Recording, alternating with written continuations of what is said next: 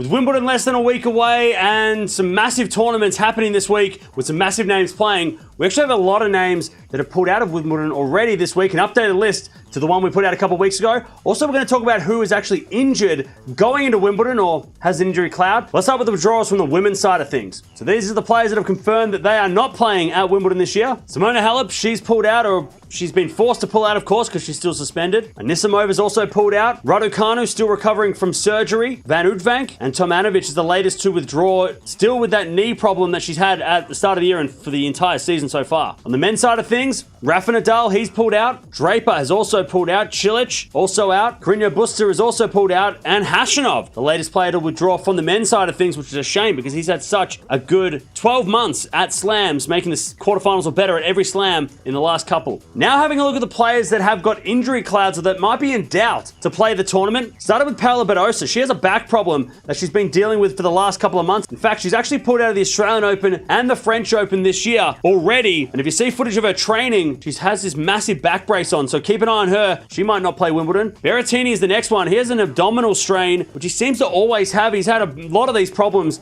with that torso region, and he is in doubt of playing Wimbledon this year. Alina Rybakina, she's also got a little bit of an injury cloud, or not really an injury, because of course she pulled out of the French Open with an illness and also pulled out this week of a tournament with the same illness. So she's just trying to get better so that she can play tennis again at the highest level. And of course, she is the defending champion. So there is a concern there. And Nick Kyrgios, he's still battling that knee problem that has forced him out of the entire season. He had surgery earlier in the year, and it just seems like he hasn't quite recovered from that surgery and trying to force his way back into Wimbledon. So there's 4 players there that are in some doubt going into the 3rd Grand Slam of the year. So there it is. That is the withdrawal list and some of the players that are in doubt to play the tournament. But let me know down in the comments below.